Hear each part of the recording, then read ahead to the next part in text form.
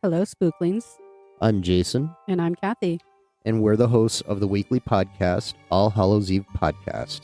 We are a husband and wife duo with a passion for anything spooky, macabre, and true crime, sprinkled with our own twist of comedy.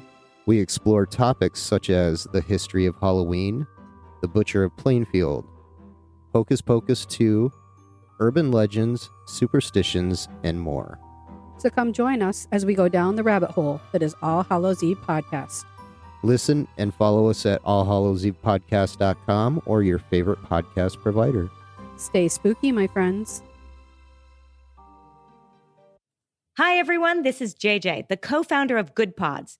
If you haven't heard of it yet, Good Pods is like Goodreads or Instagram, but for podcasts. It's new, it's social, it's different, and it's growing really fast. There are more than 2 million podcasts, and we know that it is impossible to figure out what to listen to. On Good Pods, you follow your friends and podcasters to see what they like. That is the number one way to discover new shows and episodes. You can find Good Pods on the web or download the app. Happy listening.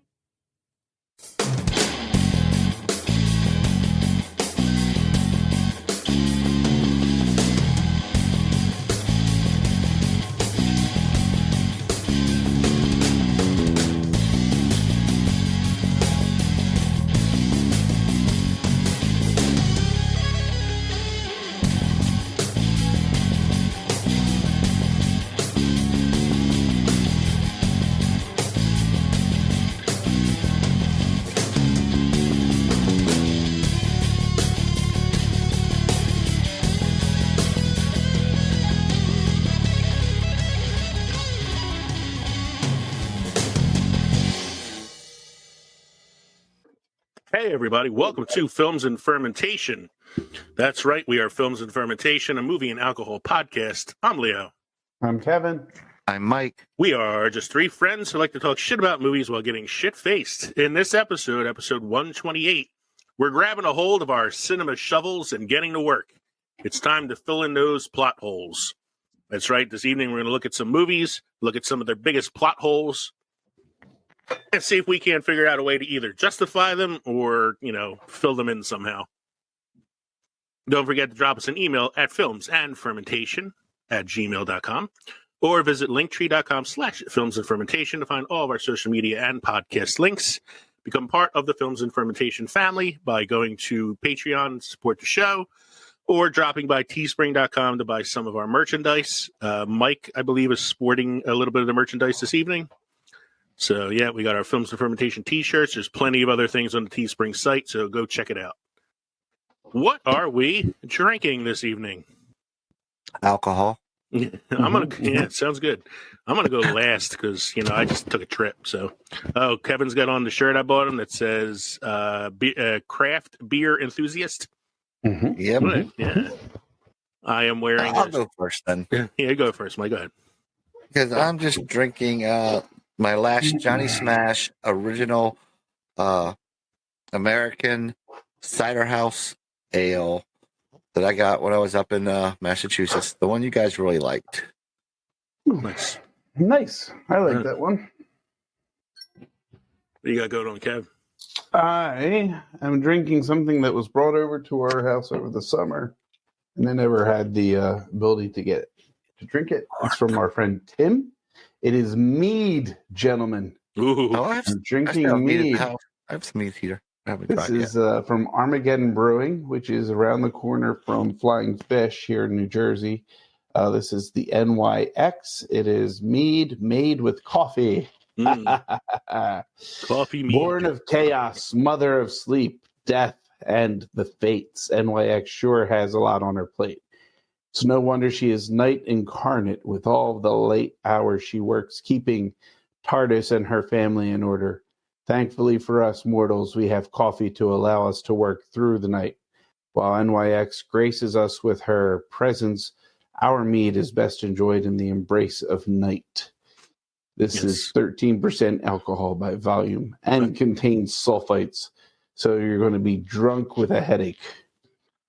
I believe her name is Nyx, NYX. That's what I said, NYX, Nyx. Nyx, who is the goddess of the night. Yes, Greek goddess. So that all sounds good. I recently took a trip to the Finger Lakes. You know, my usual biannual trip to get all my shit and get all my Were they restock. right where you left them? They were right where I left them, all spread out and waving at me. So I went and tried a couple new breweries while I was I've up seen there. a couple adult films that way. Oh, shit. And I didn't find too many of the breweries great that I tried out while I was out there this weekend. But at my old faithful, my favorite brewery up there, they did not disappoint me. At the Warhorse Brewery on Lake Seneca, I have a nice sampler that I'm going to be bringing for you gentlemen on Saturday, with some new flavors that they had this year that were very, very good.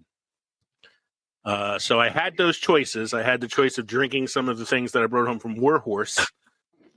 I'm enjoying watching him try to open his mead. Oh, should have saved that for the glip.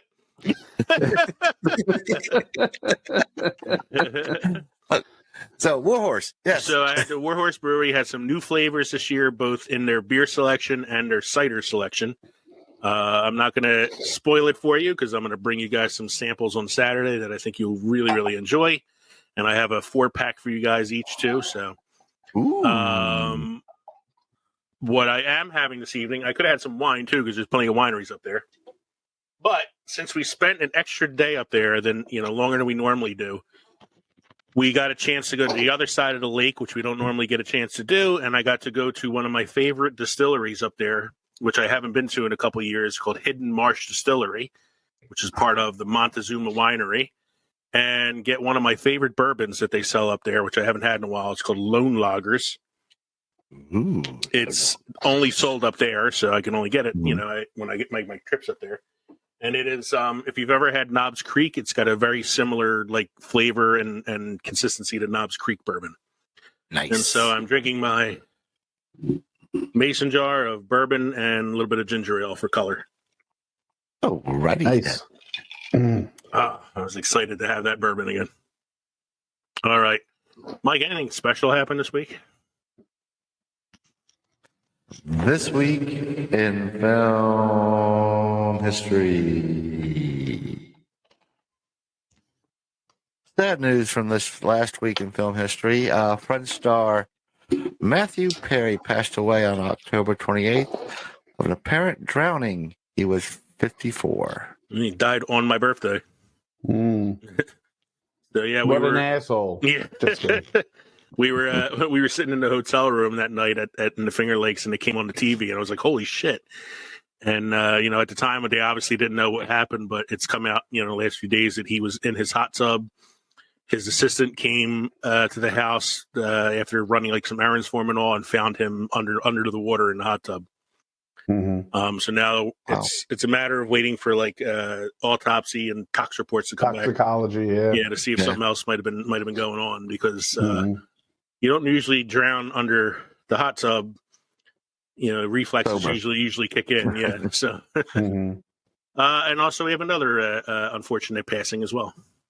Night Court star Richard Mole passed away on October 26th. He was 80 years old. Yeah, Richard Mole, best known as Bull on Night Court. I watched also the voice of Harvey Dent and Two-Face. And Two-Face in the Batman cartoons from the 90s. I watched the reboot of Night Court with Melissa Rauch from Big Bang Theory. I tried it. It was okay. The best episode was the final episode of the season, but it's you had to get to the final episode for the best episode. But I bring it up because the only original star from Night Court on it is John Larroquette. They asked Richard Mole to rejoin the cast, and he turned it down. Most of the other actors from the cast have passed away as well. The only other actor from the original show to show up was the one that played Roz, the bailiff, and she shows up in the final episode of the season. Yep. So I'm hoping the second season it kind of finds its place a little bit and gets a little bit better. What's next there, Mike? In 1967, Cool Hand Luke, starring Paul Newman, George Kennedy, and Smother Martin, is released. Struther Martin. Oh, Struther. Sorry. What we got here is failure to communicate. So you get what we had here last week, which is the way he wants it. Well, he gets it. And I don't like it any more than you do. Honestly, what song is that played before? It was played in Guns N' Roses. I want to say it was Civil War. Yeah, it was Guns N' Roses Civil War. And honestly, I hate to say this because, I pride myself on knowing my movies. The first time I ever heard that quote was in the Guns N' Roses song Civil War. I hadn't seen Cool Hand Luke yet. Oh, man. So I remember my friend's dad telling me, that's from a movie. You know that, right? And I'm like, no, I don't know. And then I watched the movie and I was like, oh, wow, that's cool. But yeah, so my first experience was the Guns N' Roses song. And Mike threw in a couple facts for me and my love of Shakespeare. Yeah. Well, what I liked about this is a two-parter because they both happen on the same day. Yes. So in 1611, Shakespeare's romantic comedy, the play Tempest, was first presented. Then, was it 384 years later? Mm-hmm. In 1995, revival of William Shakespeare's The Tempest, starring Patrick Stewart, opens on Broadhurst Theater, New York. Runs for 71 performances. I'm going to assume the opening night was purposeful since it was the same opening night as the original performance. Yes. Mm-hmm. They couldn't wait one more year, though, make it like 385. Something about anniversary. Patrick Stewart would have been too old then. Not really. If he's starring in The Tempest, it means he's playing the main character, Prospero, which is an older character to begin with. So, I thought that was cool because, I am a big Shakespeare nerd. So, Mike, do you have any must-try beer or craft destinations for us this evening? I have a craft destination from West Virginia. Bridge Brew Works, named the best brewery in the Mountain State by RateBeer.com. Bridge Brew Works was started in 2010 by Ken Lynch and Nathan Harold and Adam Harold. Their annual rotation of about 20 brews includes their first flagship and bestseller Long Point Lager, but seasonals and special pop-ups at the tap room on a regular basis. Okay. So before we get to our synopsis according to Glip, I have some notes from the last program. So our last episode, episode 126, was last week, right? Yeah, 126. No, 127. I'm sorry. 127 was the Monster Squad episode. Which guys, it was a fun episode to listen to, man. It was so fucking out of this world. Like the amount of depth and analysis we put into that film was more than the writer did for making it was more than that. It was more than that film was warranted. But I wanted to just mention a few things because on TikTok, which we have joined recently, I have noticed a trend where our videos have been getting a little more and more popular with each week. So our brief clip from the Monster Squad episode that I posted, which was us. Which clip was it? It was us arguing or laughing. Oh no, it was me yelling about the 13 minutes that weren't included in the film. That clip, one that the monsters plot in it. Yeah, that clip is our second most watched TikTok clip of all of all of them now, with 4,094 watches.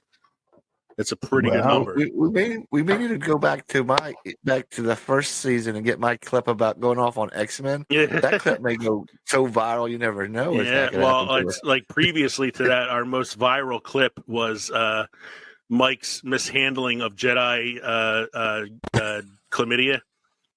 That received 2,848 views. That's the third on the list. But the number one video so far is episode 126, the Paranormal Pictures episode, and it's the point of the show where none of us could remember what episode we had done the previous week. That 1 minute clip got 8,654 views. Wow. Wow. We tripled our followers in 2 days. Has that transferred over to YouTube views? Yeah, we have a couple new followers on YouTube and some new followers on like Spotify and Good Pods and all too. So yeah, it's translated a little bit. Okay. Our ineptitude is translated to followers.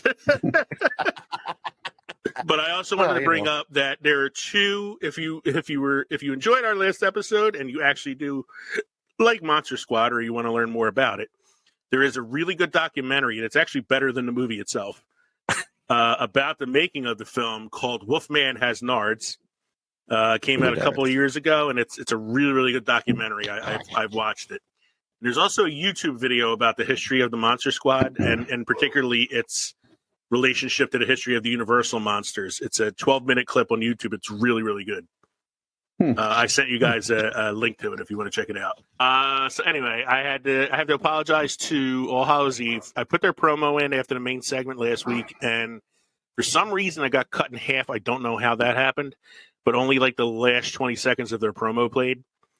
So I contacted Jason. I apologized, and I told him that their promo is going to go in the beginning of this episode this week in full as a way to make it up to him. But I wanted to apologize for the promo cutoff. It was I didn't notice it in the edit and didn't realize it till the episode was already published, and at that point it was like kind of too late to do anything about it. So, and then my last note from last show. This is for Kevin. I have to bring up this article because this article is about AI and its use in films. And it's the opinion of an actor, a well-established actor in Hollywood named Nicolas Cage, and his thoughts on AI in cinema. So I wanted to see how you felt about his thoughts, Kev. Mm-hmm. Nicolas Cage says, AI is a nightmare to me. It's inhumane. You can't get more inhumane than artificial intelligence. I would be very unhappy if people were taking my art and appropriating it.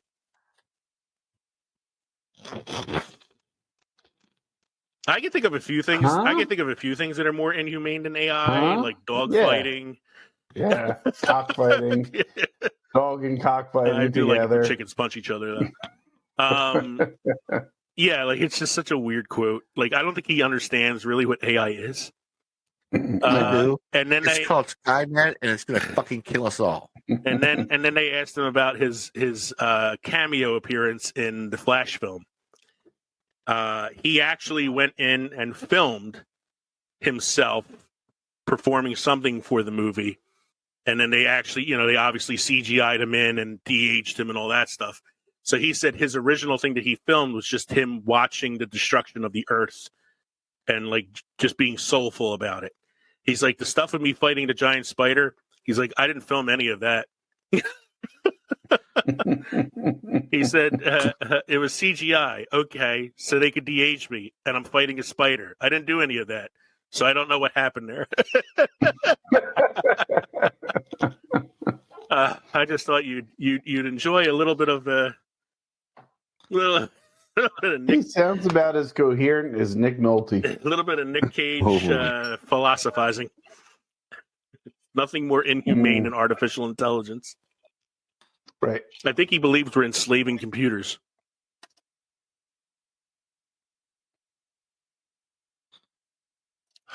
All right, that brings us to, hopefully, an uninterrupted synopsis according to Glip. You want to pop the cork on your meat again? The synopsis according to Glip is brought to you by Newsly. Newsly.me is an all-in-one audio super app for iOS and Android that reads the news to you in a natural human voice. Stop scrolling, start listening. Go to Newsly.me today and put in the promo code ANFERMENT to get your first month premium subscription for free. All right, so last week, our Monster Squad episode, Glip did not disappoint. This is a pretty fun one this week. The participants are sporting their T-shirts.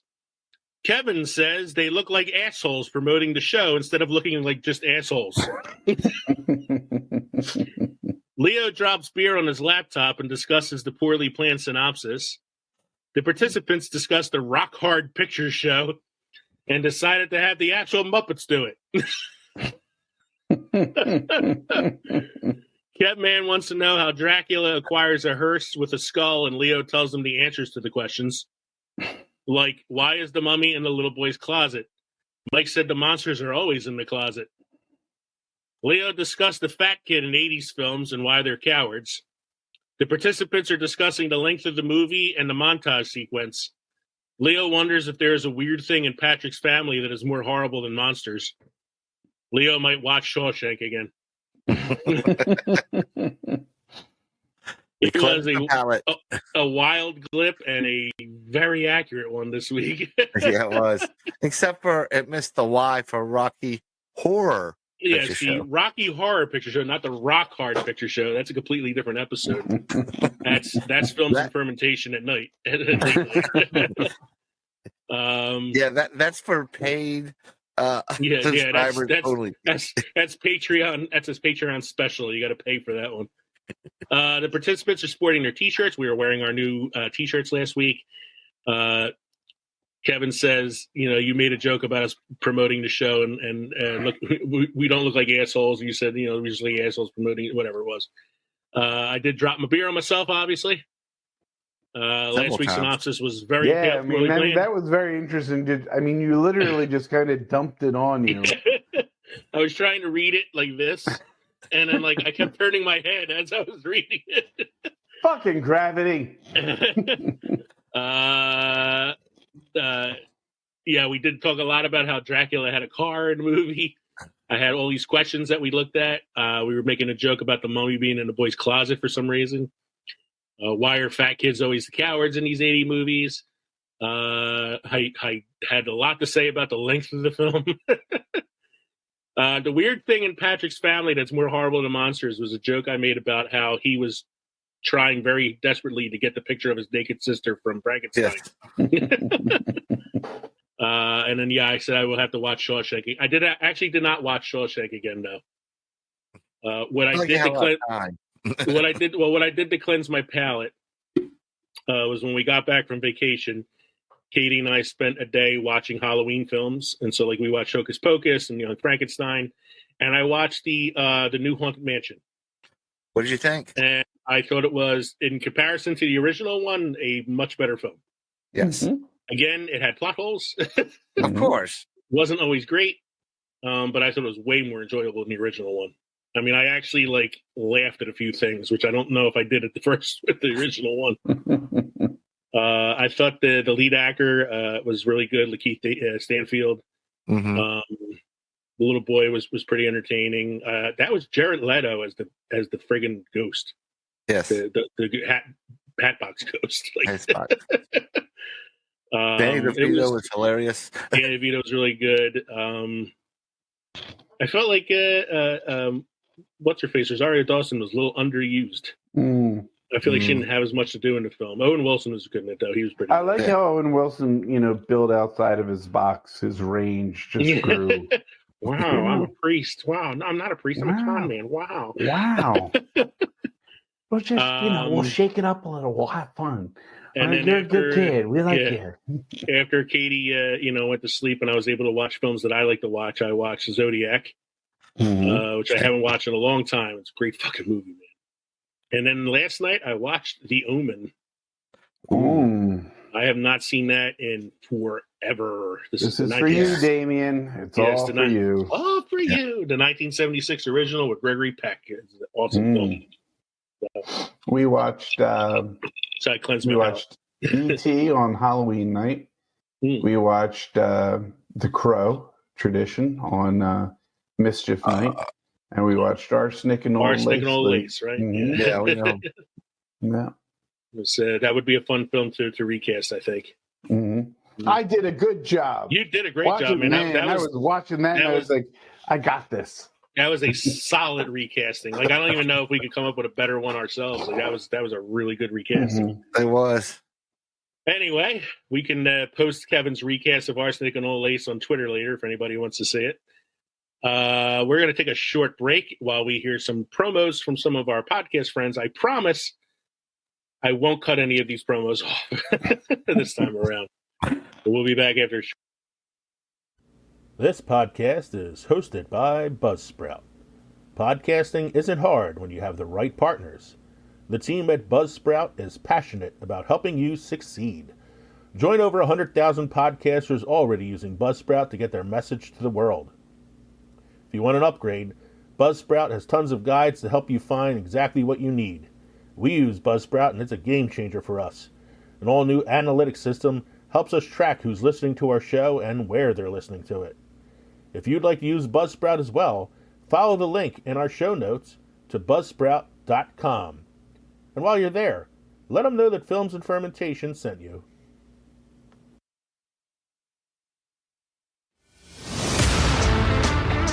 Hi, I'm Chris. And I'm Deb. And we host a pretty fun podcast called Today We Laughed and Learned. You know, this is where we discuss all the things we should have learned, but, well, never did. And we have quite a few laughs along the way. Today we laughed and learned with Chris and Deb. We're curious about everything, experts on nothing. Come find us wherever you get your podcasts.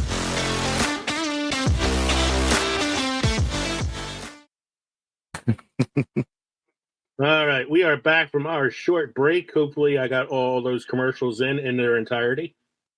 We're going on to our main segment now, which is all about plot holes in cinema. We're going to look at some movies here. There are a lot of movies out there that have some major plot holes in them.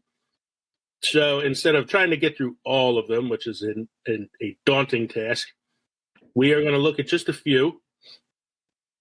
We picked out 12 films that the three of us have all seen that we all enjoy. I'm going to name the film. My esteemed colleagues are going to try to guess what the main plot hole is in those films. That's us. And then we're going to try our best to fill them in, see if we could figure out a way to fix those plot holes. So number one on my list is Shrek. Well, the first one, I think we've already talked about the plot hole, is where the fuck Donkey came from.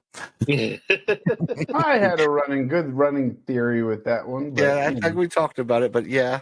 I don't know if that's a plot hole so much as it is like just a flaw in like character development. Like, why is there a talking donkey? But I like the theory that it's one of the boys from Pleasure Island and Pinocchio.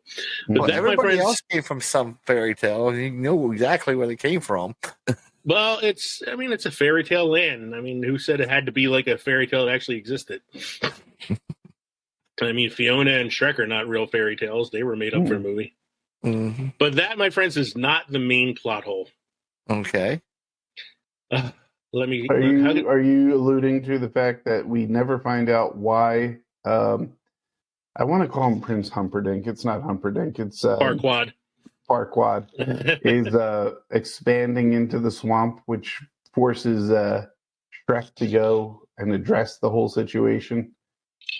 And that's when he's given his quest. Well, he wasn't expanding into the swamp. He was expanding. He was expanding his kingdom and pushing out the fairy tale creatures. Right. And they were moving into Shrek's swamp because there was nowhere else to go. Right. But it's never addressed why Farquaad is doing this. Because he's a fucking asshole. Because that's what you do. You expand your kingdom. That's what kingdoms do. We're not playing Risk here. This is not the plot hole either. How can I put this delicately? The plot hole has something to do with holes. How did Donkey get into the... Exactly. So the plot hole I'm talking about is, how does Donkey and Dragon have babies? The same way they all do in Fairy Book Land with a stork. I was about to say, when a mama dragon and a daddy donkey love each other, the stork brings babies. Yeah, but I mean, either Donkey is really well hung. Well, it was played by Eddie Murphy. I mean, well, there is the old saying, hung like a donkey. Yeah. Yeah, but she was a pretty big dragon. I don't know, man. I mean, maybe she was really small. So either she was. This is getting so wrong, and it's only the first. We should just move on. Either really tight for a dragon, or it's like throwing a hot dog down a hallway. Either way, it doesn't. It doesn't make sense to me. Are you trying to say donkey was like a gerbil? I'm just saying. I don't know how the biology works there. Yeah. I think we should move on. Yeah. So what you're saying is this hole can't be filled. Not by me. I know which clip I'm using for TikTok this week. All right. Second one on my list. As much as it hurts me to put this here, and as much as I realize it is sort of a plot hole, I have to mention it. The Shawshank Redemption. What, gentlemen, do you believe is the major plot hole in this film? Major plot. I mean, I know it's a perfect movie, but,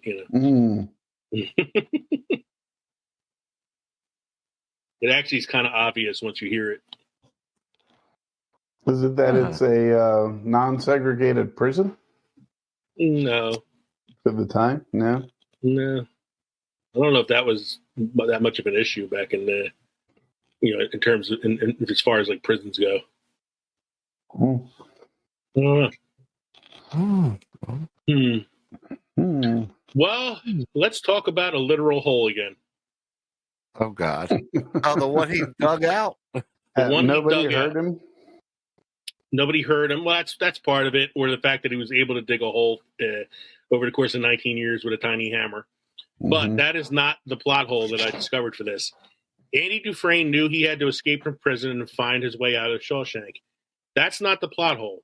When the escape tunnel was discovered by Warden Norton, we are treated to a Scorsese-esque reveal, watching through the hole as the poster over it is removed. So what's the issue then? How did Andy crawl through the opening and reattach the poster from the inside? If it was secure enough, he just had to lift it so that he could sneak through. I mean, that was my initial thinking was he maybe only lifted one corner up and crawled in, and maybe one corner was still like kind of loose. Yeah, just kind of let it drape there. Does it still have enough tautness for the warden to be able to throw a little rock through it? Maybe. But yeah, like I don't want to call this a plot hole because I love this movie so much. But it is, yeah. But it is kind of a plot hole. But I think in my head, if I had to fill this hole in, it's that he was able to just lift the poster up enough to get into the crawlway without having to take it off the wall completely. Yeah. I thought maybe he could even like put something on the other side of the poster that he can like pull towards him or something as he's. And honestly, if you think about it, he's going into the hole. He's probably crawling backwards through the hole so that his legs are the first ones to come out when he has to, shimmy down between the walls.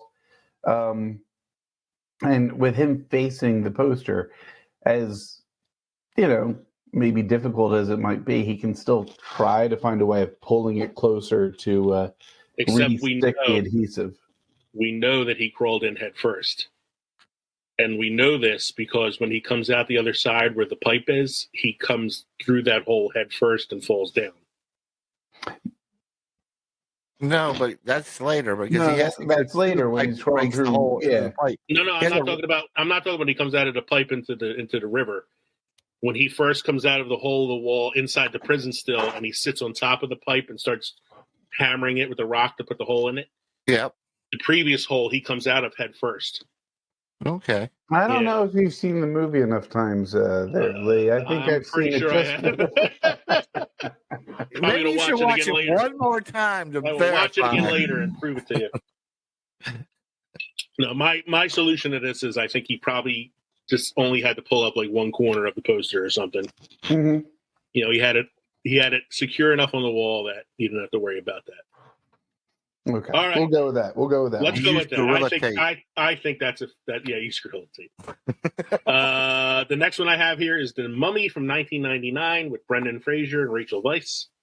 Mike, I know you've seen this movie enough times that I'm wondering if you can figure out the plot hole here. How could he confuse Rachel Weisz with An Ox and the Moon because they look totally different? And in the next movie, there are two different characters. I don't know. Maybe he saw Rachel Weisz and he was like bonus upgrade. No, that's actually not the plot hole I'm thinking of here, though. I'll give you a hint, see if you can figure it out. Imhotep has to steal body parts to get himself put back together. Yes. Yeah. There's one particular body part he steals that shouldn't work the way it does. His eyes? Yeah. Mm-hmm. Because the guy was wearing glasses. Because the guy who steals them from had glasses. So Imhotep steals I've body always thought parts. about that too. Yeah, well, I mean, yes, but I mean, it's fucking magic, man. So, I mean, Imhotep should be like squinting at people most of the movie. That's why he confused Rachel Weisz for the other one, because he was just fucking. He was nearsighted. I agree with you. Like, you can't look at it as like a plot hole. You have to look at it as like it's fucking magic. He's stealing body Definitely parts from takes other the people. realism out of the movie, if you ask me. Like if he's got enough power to put himself back together by stealing other people's body parts, I'm sure he can fucking heal his eyes. He can shape the retinas a little bit, you know. He can Harry Potter it for some people. He can LASIK that shit. I think he does that too. He's like num si ba LASIK. You know, it's like. Oh, now you get a heart out now. Yeah. I think it's a loose plot hole. I don't think it's like really that much of a plot hole. I'm sure there's probably other things in that film we can come up with. But moving on to number 4 on the list here, Die Hard. Should I name all the things that aren't realistic in that one? Like you can't crawl through the ductwork. Mm-hmm. You can't do that. That's not so much a plot. That's because not really the metal's not secure enough, or because it's not typically wide enough to fit a human man. It's not secure enough to hold the human body. Yeah, it's not hanging in the ceiling. It's aluminum, isn't it? It's not even. It's aluminum. Yeah, it's aluminum. Aluminum. But that's not so much a plot hole as it is just like a logistical thing. Like, you know, it's an action movie, so you kind of forgive it a little bit for that. You mean the sprinkler? You mean like this when you set off one sprinkle head, not all of them go off? Yeah, not all of them go off. You know, like that's all like action movie tropish shit. Die Hard is one of the most beloved action films of the 80s and one that people revisit every time of year. You know, Christmas time. Oh, also there are no ductwork entrances into a elevator shaft. Yeah. So you're telling me that the scene with John Candy in Who Framed Harry or Who is Harry Crumb, where he's crawling through, wouldn't be able to hold his weight or his size? I'm also telling you, in the television series Buffy the Vampire Slayer, when they go up into the ceiling, the drop ceiling, they can't walk on a fucking drop ceiling. River Phoenix does it in Sneakers as well. He can't do it. So that's not the plot hole. The plot hole actually has to do with the Hans Gruber his plan. So I will read you the plot hole here. So it's the logistics of the terrorist plot.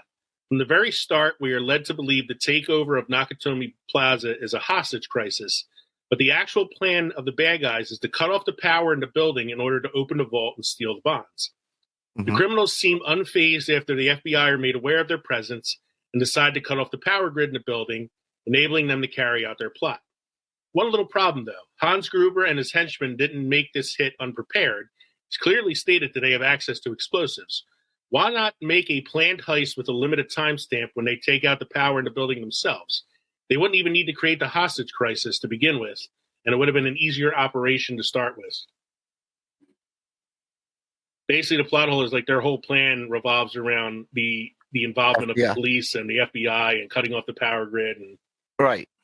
They could have just blown shit up themselves. They had the explosives. They had fucking air-to-ground missile launchers. Like they had military power in their possession. Like, but it wouldn't be as exciting. Again, I hate to shit on it too much because I love this fucking movie, but I always think of it myself too. Like, I think Hans Gruber is a very intelligent villain, but it's almost like he overthought the plot a little bit.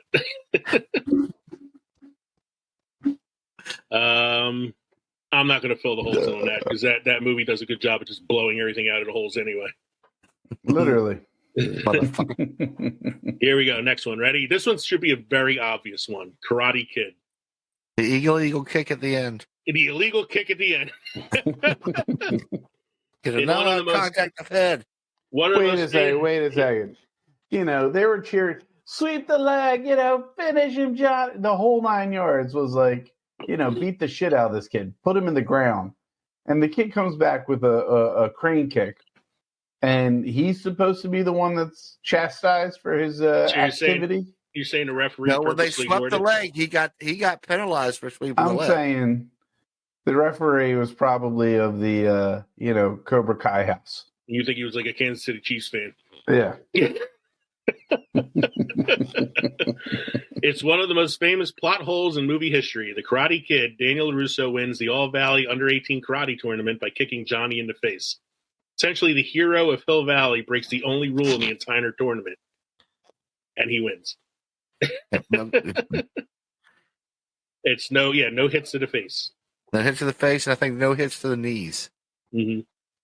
Now, no hits to the balls. Here's how I interpreted it. No hits to the face means no closed fist punches. He kicked him in the face. That's true. And this was actually the predecessor to MMA. Yeah. This is what led to MMA. And then, you can kick people in the balls and it don't matter. It's like, well, if you're going to let him win with a move like that, then we're just going to have to form a different kind of... put a cage around you and just get ultra violent about it. Mm-hmm. Mike, do you agree with that? It's not a hit to the face, it's a kick. It don't matter. See, I think it was... I don't know if they say hit or they say strike. I gotta go back and watch to see what they say. I'm considering no contact. No contact to the face? I think it's no contact with the face, knee, or groin. Because I was looking at it as a matter of semantics, like he said hit, not kick. Yeah, I think he said contact. I think they said no contact. Head, groin, or knee area. Head, shoulders, knees, and toes. Toes. That's right. So I have to go back and watch that. And Johnny should have won. Mm-hmm. Yeah, they talk about it in the Cobra Kai TV series too. It's one of the reasons he's like down and out in his luck in the first season is because he can't get over the fact that he lost to an illegal move. It's like a major plot point of season 1 of Cobra Kai. Yeah, this is an unfillable hole, I think. Yes. So there's a myriad of excuses for it. And it says it here in my notes. It's referencing Cobra Kai on Netflix. It's the whole reason Johnny gets the series in the first place. All right, Back to the Future. This is another really good one. Another one I think is a pretty popular plot hole, too, from the film. Back to the Future. What do you think it is? There's a few, but this is probably the most pressing one. The fact that the Lorraine and Marty's father George don't recognize him as he grows up. It's not. He looks. I mean, George should be a little suspicious. Yeah, George should definitely be a little suspicious. Calvin Klein. I said the same thing to Katie the other night. I was like, how come George is how come our third kid looks a lot like that Calvin Klein kid that we were friends with in high school? I feel like she was sneaking off and meeting him on the side. Uh-huh. I was going to say, how do you not know that your third kid resembles the guy that got you together in high school? Or that Lorraine was trying to fuck for 2/3 of the film. So the excuse I heard was that how well do you remember people you met in your life that were only there briefly? It was only a few weeks that they had contact with Marty in 12th grade. So it's 20 years ago for a few weeks. 30 years ago, really, for a few weeks. How well do you remember that shit? And it's I guess that's kind of an excuse, but still, I feel like you got a little bit. Got to be how come our son looks so familiar? The other plot hole that I thought of was how does a 16-year-old kid become friends with an 80-year-old man scientist in the first place? That's true. How do you get a DeLorean? How come he never ages? He's 80 years old for 3 movies. But yeah, that's the pressing plot hole. Is like, how do they not remember him? And the best solution I came up with for it that I found online for it too is that sometimes you just don't remember these people that you met briefly in your life. Okay. I just think, to me, even though they only knew him briefly, it's just something about the fact that Lorraine was trying to bone him most of the time. It just makes me think. Who knows? Maybe through high school she was trying to bone a lot of people. I get the sense she was from the way she acted in the film. Except Biff. He was a little too aggressive. That's another plot hole. Why would you hire the guy to try to rape you in high school? Yeah. If it is just waxing cars. Yeah. Even if he is a fucking tool now. What is the big plot hole in the next film, Toy Story? This is a good one. This is another pretty obvious one once you hear it.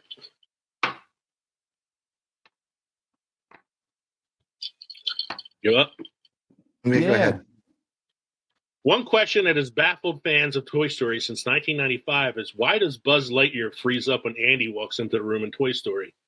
Buzz doesn't think he's a toy, so why does he behave like the other toys? I thought you were going to say, why is it that Sid doesn't have a complete mental breakdown after Woody and the other toys that he's he's destroyed? Fucking kid needs years of therapy. He needed therapy before the trauma of the toys coming to life on him.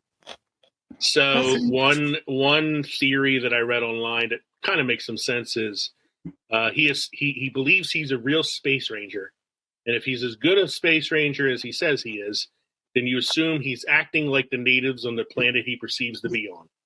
So when Andy walks into the room and all the toys drop and pretend to be dead or whatever, or toys, he perceives this and acts in the same manner as them in order to camouflage himself.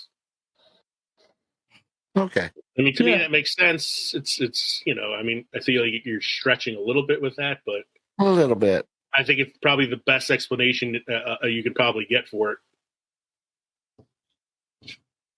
The Dark Knight, 2008, the movie we talked exclusively about with the Blockbuster guys. There are no plot holes. No plot holes in this film? None whatsoever. There's one. In the opening scene, one of the Joker's guys smashes a school bus through the bank wall. Then the Joker escapes by driving it out and hiding amongst other school buses. His bus was visibly trailing debris in the shot of his escape, but no one notices. The bus also just perfectly cleared the time the police arrived and took no damage from the impact of the wall. It was also able to perfectly fit in between all the other school buses, perfectly. There's a lot of coincidence in that scene. It's not coincidence. The Joker, no, it's just is a genius. He planned it out that way. Yeah, but it's also how does the bus behind him not say something about the fact that this bus just came out of a fucking bank wall covered in debris? It's Gotham. You keep your mouth shut. No, it's the bus driver's like, I've had a rough fucking day. I don't even care about this shit right now. Snitches get stitches. Fucking kids are yelling. I'm like, exactly. But like you said, otherwise, perfect movie, no plot holes. Absolutely. This is one of my favorite ones because this is such a fucking obvious one. Why would an alien race that's allergic to water land on a planet who's 75% covered with water? Exactly. Signs. M. Night Shyamalan's 2002 effort. The aliens come to Earth, a planet comprised of anywhere from 70 to 75% water, a planet on which it also rains. A lot. Consistently in many different areas of the world. Or snows. And their weakness is water. This is one I've had a hard time filling in because you would think that they have to be intelligent enough to be able to develop intergalactic space travel. But the human race is so tasty, they just can't help themselves. But but they don't they don't send scouts out or do a little like preemptive like, oh, this Earth planet's women are got the water on best. it. That's why they're coming down. Yeah, Earth women are easy. I mean, you got Mars sitting right there. You got all these planets that don't have water on them. Like, you could just, Yeah, I mean, I enjoyed the movie when it first came out. It had some really good jump scares in it and stuff. It was very atmospheric, very creepy. The more I watch it, the more like flaws and plot holes I find in it. And that's probably the most glaring one. You guys got to understand, there's not a lot of planets with good real estate and have enough people that you could easily take over. Yeah. I mean, humans are morons. They're a cakewalk, okay? If we could just avoid that water shit, we'll be in business. Next one I have here is The Incredibles, 2004. Never seen it. So when the superheroes were outlawed, what happened to all the supervillains? They were outlawed too. Question. I mean, if they were showed up, before. If they showed up, they'd be arrested. They could not afford to show up. Is that what it is? They were afraid of the police. They weren't afraid of the superheroes they were fighting. Yeah, it's kind of like they had no reason to come out because they could have nobody to actually face them. We understand that supervillains do not commit crimes for the crimes. They commit crimes for the challenge of going up against superheroes.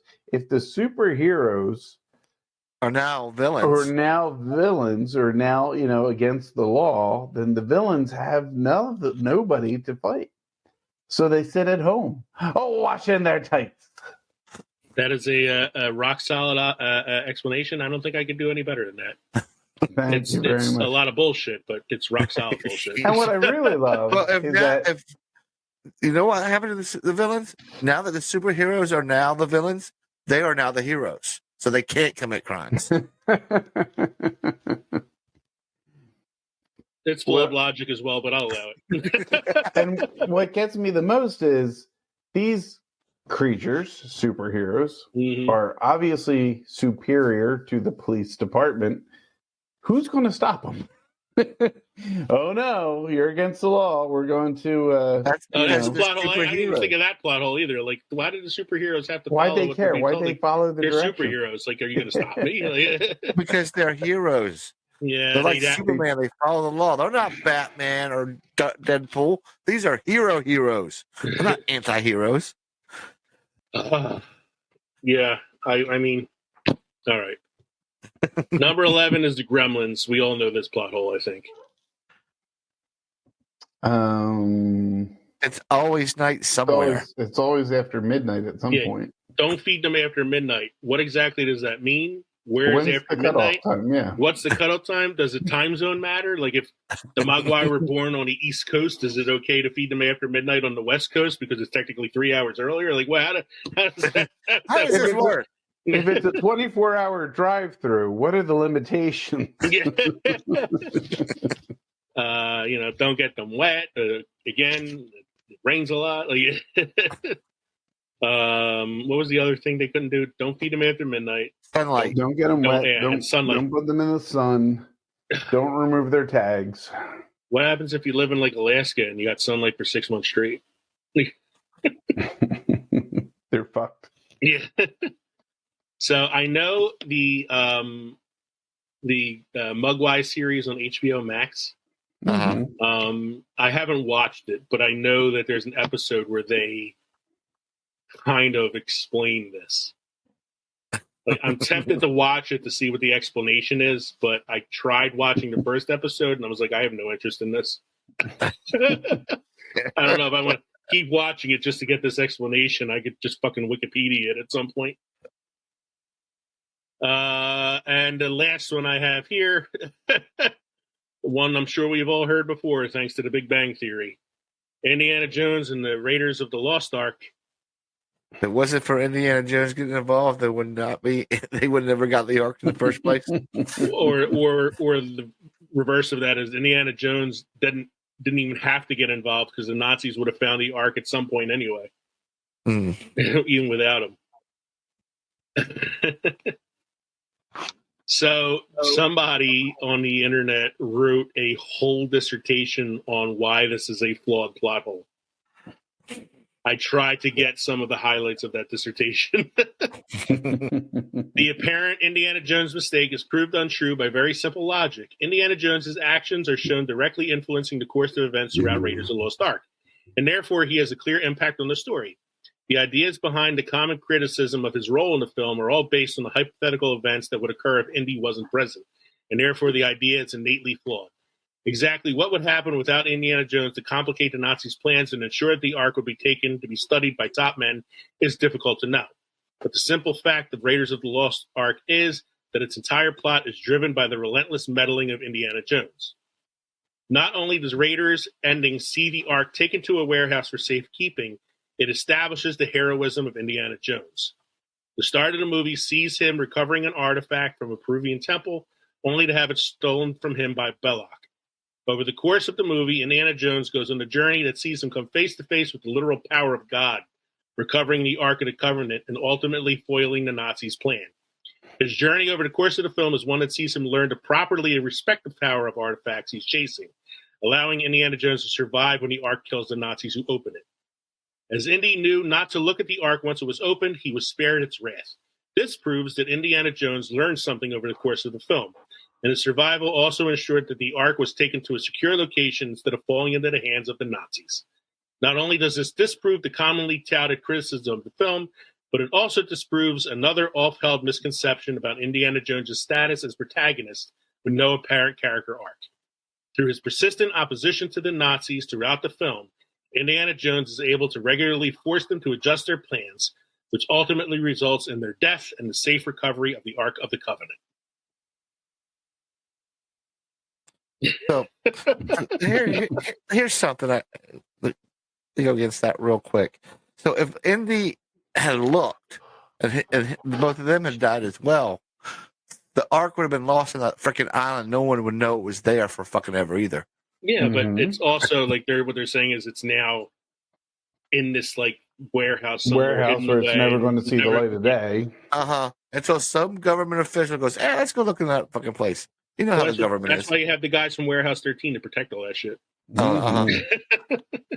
Mm-hmm. You didn't know Indiana Jones and the Raiders of the Lost Ark was a prequel to Warehouse 13. Don't you know? The Russians got into that fucking warehouse in movie 4. We don't talk about movie 4. There was no movie 4. There was no movie number 4. Mike, you have any beer trivia or history for us this evening? I got some beer history for you boys. Lager production began in 1420 AD in Germany. Brewers were found that storing casks of beer in icy caves in the Alps made the beer taste cleaner and smoother. You know, those people who discovered it, they were lumberjacks. That's why it's called lagers. Yeah. You're not even a dad. You got dad jokes all night. Mm-hmm. Anymore now, I just wait for the punchline because I never know if I can trust what Kevin's saying anyway. How are your drinks this evening, gentlemen? Very good. I am finishing off the last of it. I don't think I would buy it for myself. I do appreciate the gift from my friend Tim. But yeah, this is not... I don't think I'm a mead guy. I don't know. Maybe I'm just not a coffee mead guy. Maybe I should try my mead next week so I can figure out if I'm like you two guys, not a mead guy. I am not a mead guy. Homemade? No, it's not homemade. I am not a mead guy either. It's just the one time I tried it, it really didn't work well with me. I've never tried it again. I really enjoyed my Lone Lager bourbon because I haven't had it in a while, and I was very excited to get a bottle of it and share it with you guys this evening. I drank that much so far.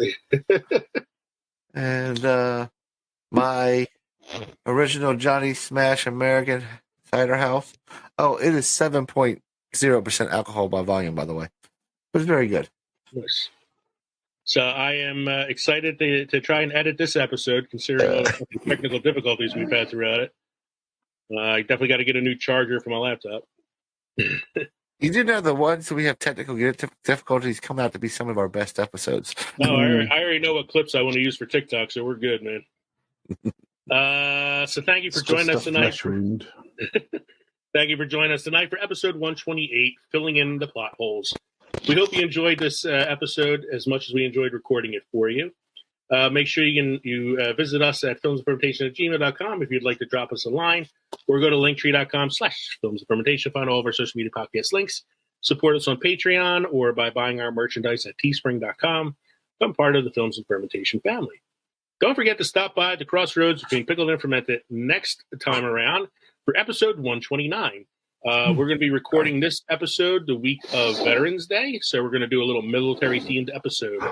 For episode 129, we're going to look at some of the best movie drill sergeants. We're going to talk about some of our favorite quotes from those movie drill sergeants, because it's usually all about the quotes for those characters. And we're going to pick out which ones we think are the best quote from each of our movie drill sergeants. You mean like there's only two things that come from Texas? Ears and queers, and I don't see no horns. I don't see no horns on you, boy. Or my favorite drill sergeant. One of my favorite drill sergeants that I'm definitely going to include on this is Christopher Walken in Biloxi Blues. So we'll have some fun with this one next week. Mm-hmm. So thanks again for joining us tonight. I'm Leah. I'm Kevin. I'm Mike. Thank you, everybody. Cheers. Cheers.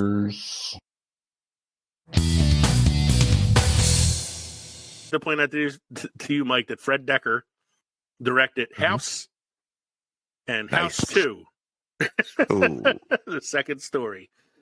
A film I know you like. I can see that. They're kind of like in the same vein as Monster Squad.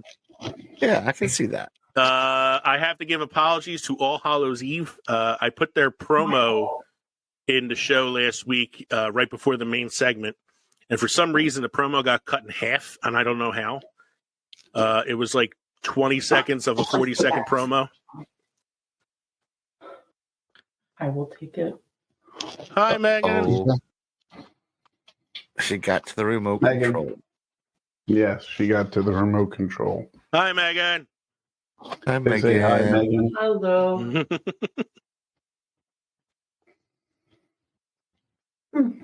Mead. It's honey. It's mead. It's mead. Not for me. It's fermented honey. Not for you. It's fermented honey. I don't know if you can swap them out, honey. Okay. Crisis averted. Kev, before I get back to this, Katie said you have to do the devil horns right now.